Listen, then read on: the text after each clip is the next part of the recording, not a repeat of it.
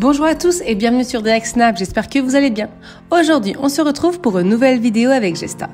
Elle a accouché le jeudi 11 février d'un deuxième petit garçon nommé Adrian. Elle sort enfin du silence et raconte son accouchement.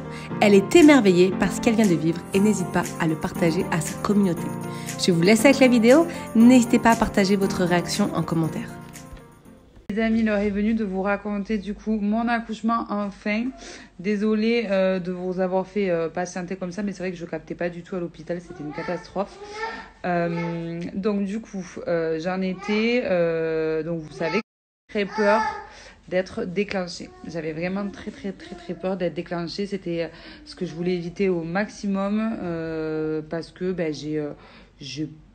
j'ai pas kiffé pour Julienne d'avoir été déclenchée, très honnêtement. Je trouve que ça perd vraiment de sa magie, ça perd le petit truc, quoi, la petite adrénaline, les petits papillons dans le ventre le jour où je crois que ça y est, quoi. Voilà, bon bref, c'était un peu mon rêve de vivre ça. Et donc, voilà, Adriane m'a offert ce rêve. Je n'y croyais vraiment pas pour vous dire. C'était une grosse surprise jusqu'au dernier moment. Je voulais pas y aller. Je disais, mais non. Benoît des Top Chef, je ressentais quelque chose, mais j'arrivais pas trop à décrire ce que c'était. Ça faisait pas mal, c'était pas douloureux, mais c'était pas non plus hyper agréable. Mais voilà, je comprenais pas trop ce que je ressentais, puis c'était très léger, mais je ressentais quelque chose. Alors que j'avais jamais rien ressenti, ni pour Julienne, ni pour Adrien. Donc là, je dis à Benoît, je crois que je ressens un truc. Et là, il me dit, oh là là. Donc il commence à mettre les valises dans la voiture. Il est parti se tondre la barbe quand même. Il est parti se faire la barbe. Et moi, je lui disais, mais Benoît, mais qu'est-ce que tu fais? Mais n'importe quoi. Il me disait, mais si, t'as jamais rien ressenti avant, là, c'est bon et tout. Et il était trop excité. Et moi, je disais, mais non, j'avais peur qu'il ait des faux espoirs, en fait. Puis en même temps, je me refusais d'y croire. Je me disais, c'est pas possible. Je veux pas tomber de haut, je veux pas avoir de fausse joie. Donc, j'arrivais pas à y croire. Je disais, mais non. Et donc, ça s'est intensifié un petit peu plus. Et j'ai dit à Benoît, écoute, si je le ressens encore 10 fois, on y va à la maternité. Parce qu'en fait, il fallait quand même appeler les parents de Benoît qui viennent à la maison pour Juliane. Juliane y dormait. Je voulais pas faire déplacer le père de Benoît pour rien. Donc du coup, j'ai attendu. Et donc des fois, c'était espacé de 20 minutes les contractions. Donc c'était des contractions, mais tellement légères. Enfin, voilà. Et pour moi, c'était pas des contractions de travail. C'était juste des contractions, quoi. Et des fois, elles étaient même espacées de 20 minutes. Donc je disais, ah, non, mais Benoît, c'est mort. Enfin, normalement, il faut vraiment attendre qu'elle soit espacée, que ça soit très court. Là, c'est trop éloigné, tout ça. Et au bout d'un moment, Benoît, il m'a dit, écoute, t'es quand même ouvert et demi. Donc dans tous les cas, c'est ton deuxième. Donc dans tous les cas, on va voir. J'ai dit, ok. Donc on a appelé le père de Benoît. Il est arrivé. Et on est parti à la maternité. Moi, j'étais persuadée, qu'on y allait pour rien. Mais persuadée. Pour moi, ils allaient nous renvoyer à la maison, nous dire, oui, vous avez un début de contraction, mais c'est pas pour de suite. Mais par contre, j'étais contente parce que je me dire que je serais certainement pas déclenchée parce que le déclenchement était prévu pour 10-15 jours après. Doucement, j'étais persuadée qu'ils allaient nous renvoyer à la maison. Mais en tout cas, j'étais rassurée de me dire, bon, c'est sûr que j'irai pas jusqu'au déclenchement parce que là, vraiment, il se passe quelque chose. Mon corps est en train de commencer à travailler. On verra combien de temps ça met. Mais en tout cas, j'étais contente de me dire que j'aurais certainement pas un déclenchement. Enfin bref, je vais essayer d'aller un petit peu plus vite parce que sinon ça va même pas rentrer dans toutes les stories, tout ce que j'ai raconté. Donc je vais essayer d'aller un petit peu plus vite. Donc du coup, je suis arrivée à la maternité. Benoît m'attendait dans la voiture parce qu'il avait le droit de venir qu'à partir du moment où on m'acceptait en salle de pré-travail. Voilà. Donc du coup, elle m'a fait le monitoring, etc. Elle a regardé mon col, elle m'a dit que ça n'avait pas évolué, que les contractions n'étaient pas efficaces sur le col, mais qu'effectivement, il y avait des contractions et que vu que j'étais déjà bien ouverte et que c'était mon deuxième, qu'elle me gardait en salle de pré-accouchement. Donc là, j'étais trop contente. Je me suis dit, waouh, c'est ouf. Donc là, je dis à Benoît, c'est bon, tu peux me rejoindre. Donc là, Benoît, il arrive, il non plus, il n'y croyait même pas, il était choqué. Donc on était en pré-accouchement. Donc j'ai fait du ballon, ensuite j'ai fait un bain, et c'est vrai avec des huiles, etc. Et en fait, c'est vrai que il s'est avéré que ça a calmé les contractions. Donc là, il était 3h30 du matin, Benoît il s'est endormi. Et là, j'ai dit à la sage-femme, bon ben, je vais me coucher et on verra demain. Julien, il est en train de se faire changer la couche, il déteste ça. Par contre, on est encore une fois sur une sacrée tignasse. Les cheveux plus clairs que ceux de Julien. Julien, ils avaient vraiment noir à la naissance. Et lui, il les a un petit peu... un petit peu des reflets blondinés quand même. Du coup, de 3h30 à 6h30, j'ai dormi. Et j'ai dû ressentir à peu près 2-3 contractions qui s'est intensifiée. Et à chaque fois, je me disais, il faut que j'appelle la sage-femme. Et à chaque fois, je me rendormais. Donc, je me disais, bon, ben, si je me rendors, c'est que c'est pas que ça. Et là, à 6h30, vraie contraction douloureuse qui a duré longtemps. Qui a duré au moins, je pense, 50 secondes. Donc là, je me suis dit, ah, là, je sens que c'est la contraction. Je sens là, on le sent, je pense, à ce moment-là. Donc là, j'appelle la sage-femme. Elle regarde mon col et elle me dit, ah ben oui, vous êtes à 4. Elle me dit, on va pouvoir poser la péridurale. Donc là, moi, trop contente parce que je pensais même jusqu'au dernier moment que demain matin, ils allaient me renvoyer chez moi parce que les contractions s'étaient calmées. Et là, le fait qu'elle me dise, on va mettre la péridurale, je me suis dit, ah mais en fait, c'est réel. En fait, je vais vraiment accoucher aujourd'hui et je vais pas me faire déclencher. Et je vous jure que là, ben, j'étais trop heureuse. Donc, du coup, on va pour poser la péridurale. Les contractions s'intensifiaient, se rapprochaient de plus en plus, mais c'était totalement durable. Voilà, j'ai pas eu une seconde de grosse douleur. Voilà, c'est-à-dire que la péridurale a été posée tellement au moment parfait, mais vraiment au moment parfait, que le temps qu'elle fasse effet, donc oui, quelques contractions qui... Je serrais un peu les dents, mais franchement, mais par rapport à ce que j'ai vécu pour Julian, c'était rien. C'était tellement, mais tellement gérable. Et donc là, la péridurale, le temps qu'elle fasse, elle me dit, on va regarder votre col, du coup. Vous me connaissez, hein, moi j'ai pas de tabou, donc voilà, je dis regarde mon col, tout ça. Ceux que ça choque, excusez-moi, vous êtes vraiment pas fait pour la maternité apparemment. Si ça vous choque, arrêtez de suite de regarder, parce que la suite c'est pire. Je préviens. J'ai parlé de mon col en story, il y a des gens qui ont été choqués. Alors écoutez, c'est bon, hein, moi je suis pas là pour faire pour faire du gna gna gna. Quand je parle, et ceux à qui ça plaît pas, ben, vous partez tout simplement. Donc là, elle re-regarde mon col du coup, donc c'était à peu près 2 heures après que j'étais ouverte à 4 dans la salle de pré-accouchement pour vous faire un ordre d'idée. Le temps que la péridurale soit posée, etc. etc. Et donc, elle me dit, ah ben, ça y est. Elle me dit, il n'y a plus de col. Elle me dit, vous êtes à 10. Ça y est. Elle me dit, ben, d'ici 30 minutes, vous allez rencontrer votre bébé. Alors là, avec Benoît, on était choqués. C'est allé tellement vite. Incroyable. On n'a rien vu venir, on n'a rien vu passer. Il n'y a pas eu de douleur, il n'y a pas eu de souffrance. Tout s'est fait naturellement. Et là, elle nous dit, ça y est, dans 30 minutes, vous voyez votre bébé, quoi. On a attendu un petit peu que la poche des os se perce toute seule pour que le bébé s'engage, s'il n'était pas encore engagé. Sauf que la poche des os ne se perçait pas, donc elle est venue, elle m'a dit, bon, ben, je vais percer la poche des os, comme ça, le bébé va commencer à s'engager. Donc là, elle a percé la poche des os. Mon amour! Elle a percé la poche des os.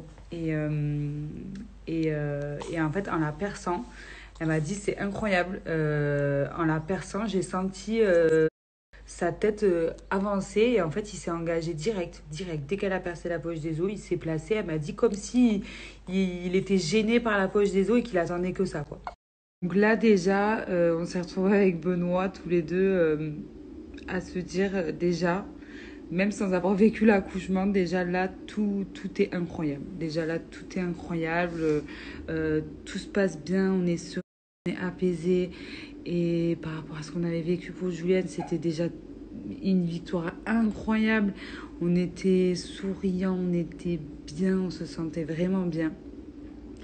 Et donc là, Elle me dit on commence.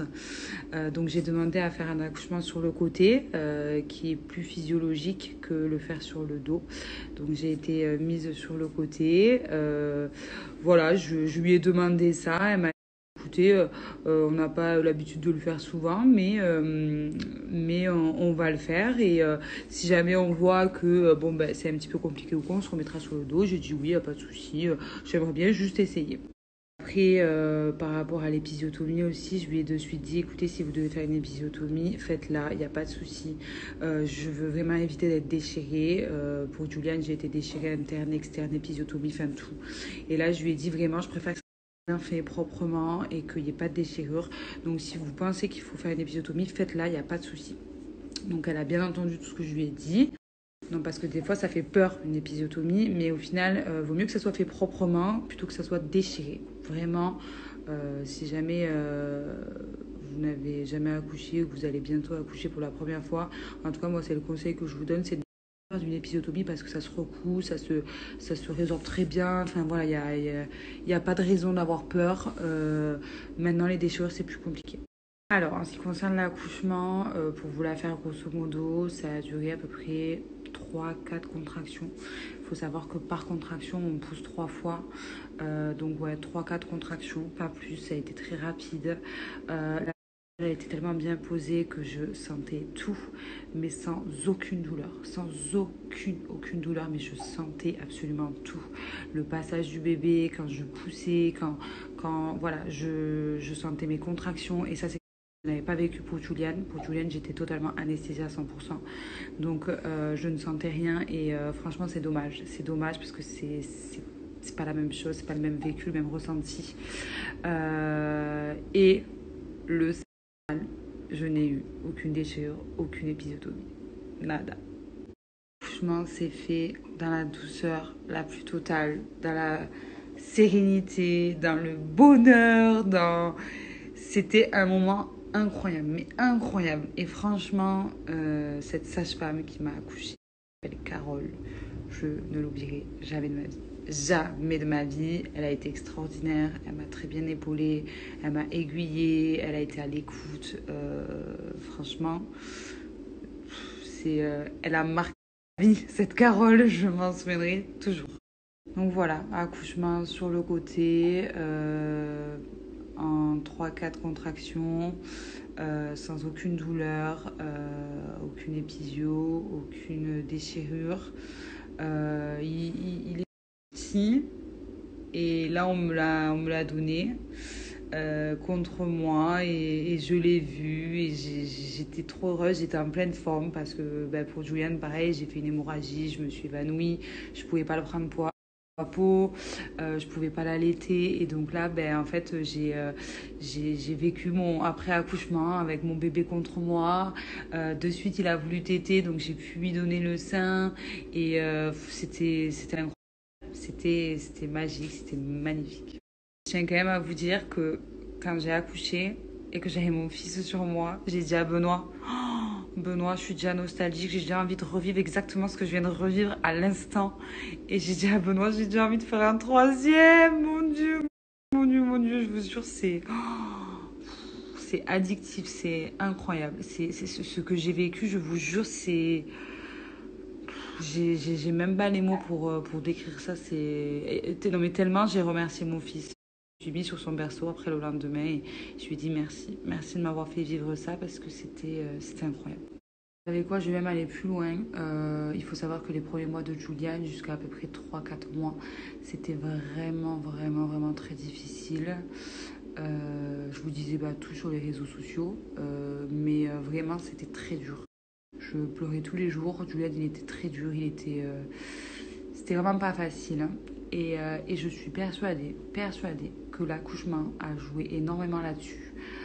Qu'il y a eu un petit traumatisme par rapport à l'accouchement. Du fait que les derniers moments où il était dans mon ventre, j'étais en souffrance absolue, que j'ai hurlé, que j'étais pas bien. Il devait être recroquevillé, il devait être dans la douleur. Voilà.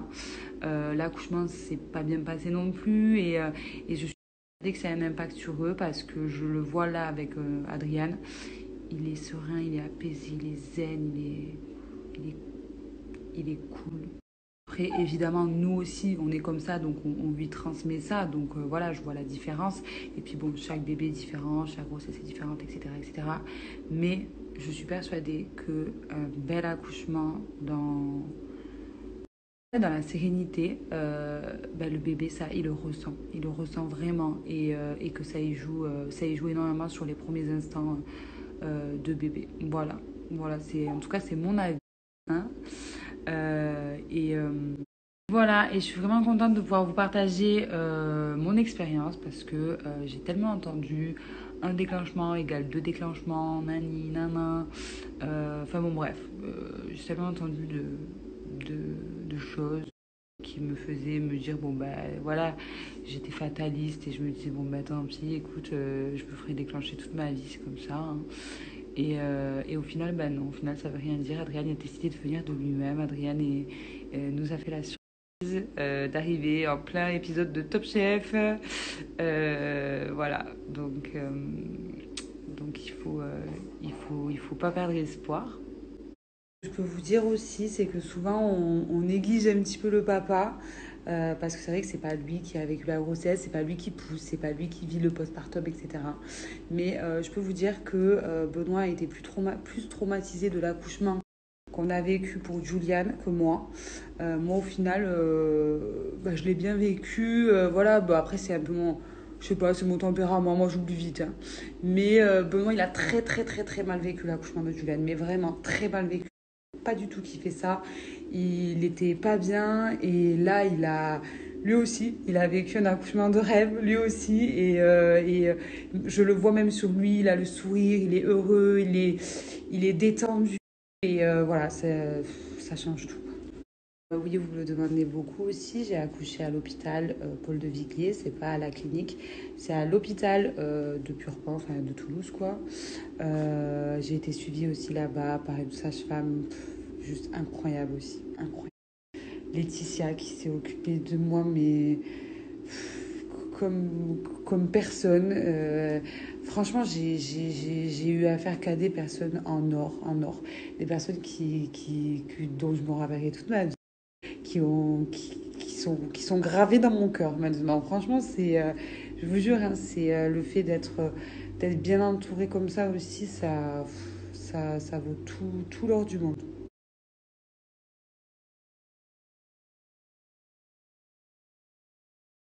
Pour la fameuse question, est-ce qu'ils se ressemblent? Alors, honnêtement, je trouve qu'ils se ressemblent comme deux gouttes d'eau. Mais Adriane est née, en tout cas, cheveux relativement blond foncé, blond. Alors que Julienne avait les cheveux noirs. Adrienne a les yeux bleus pour le moment. Alors oui, je sais, les yeux, ça va évoluer, nanana. Mais en tout cas, Julienne avait les yeux noirs. Cheveux noirs, yeux noirs pour Juliane. Et donc Adrienne, pour l'instant, yeux bleus et cheveux blonds. Et la peau plutôt blanche rosée, plutôt comme moi. Alors que Juliane, il était déjà typé. Il était comme Benoît un peu plus. Voilà, donc j'ai l'impression que c'est les mêmes, mais pas les mêmes couleurs. Après, à voir comment ça va évoluer. Mais sinon, c'est la même tête.